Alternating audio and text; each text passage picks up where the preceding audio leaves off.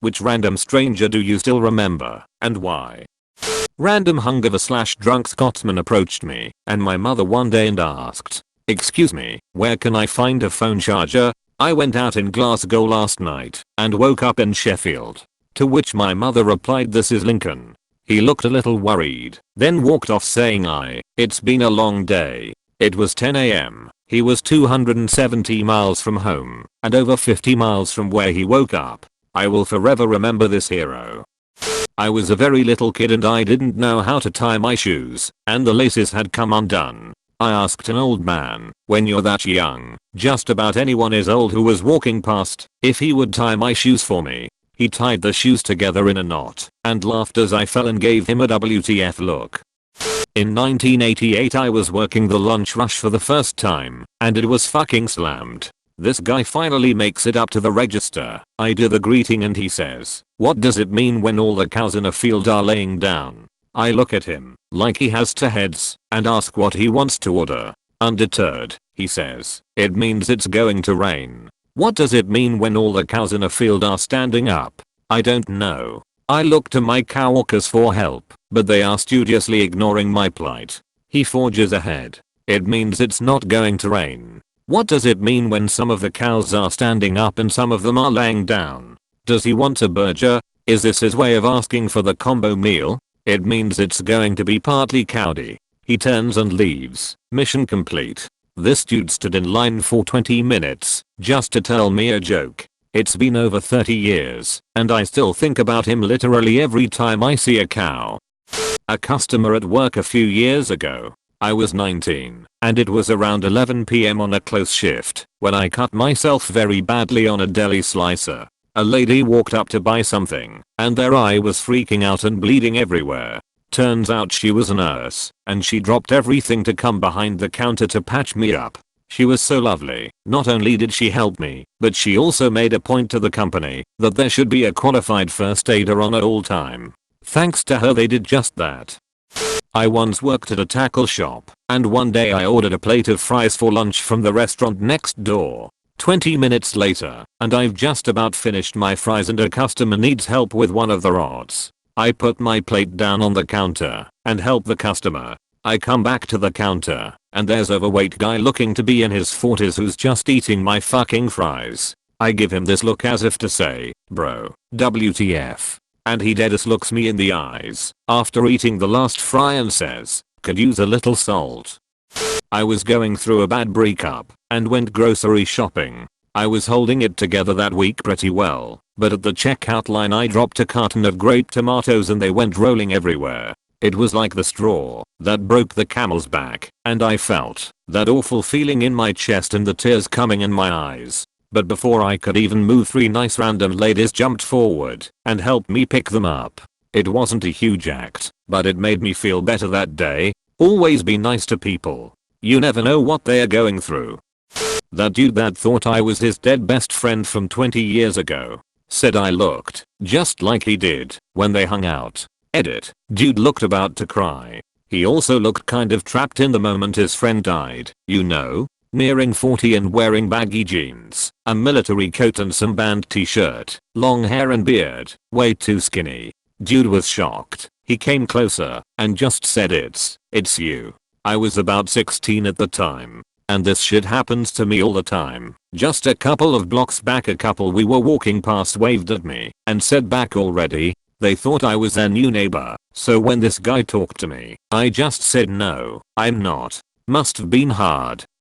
I was 36 hours away from leaving a very toxic relationship forever, and I was picking up a few items at the local convenience store near my house. A woman whom I've never seen before in my life walked in, looked at me, and it was like she stared into my soul. English was her second language, and she was visibly intoxicated.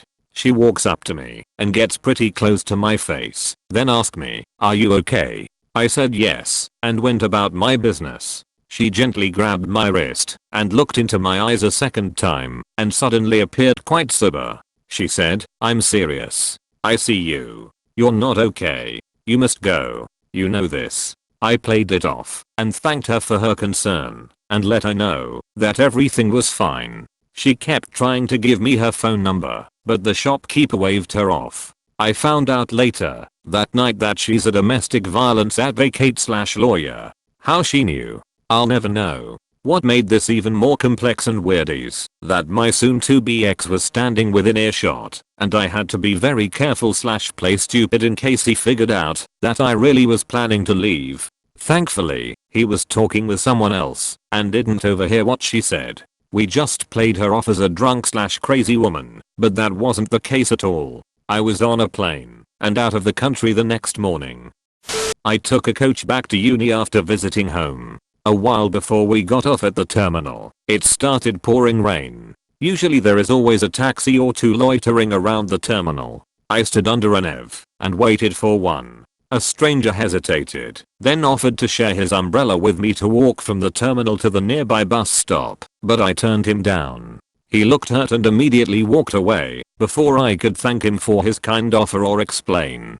10 minutes later, still no taxi in sight. I gave up and trudged in the rain to the bus station, where the stranger was still waiting for his bus. He saw me, but there were too many people in between to talk. His bus arrived, and he stepped on, still looking sad. I don't know what he must have felt to muster up the courage only for a stranger to seemingly choose to get wet instead of sharing an umbrella with him. Sorry, dude. A one-armed man that helped me out of a stupid situation in Iowa. It was my first time driving alone, and I had to drive from Central Florida to Altoona, Iowa. I got to the area, but my GPS has me go along one of those shitty dirt roads that run parallel to the highway, and it had been raining. The GPS says I'm at my hotel like 1.5 miles down said road, and there's obviously nothing there.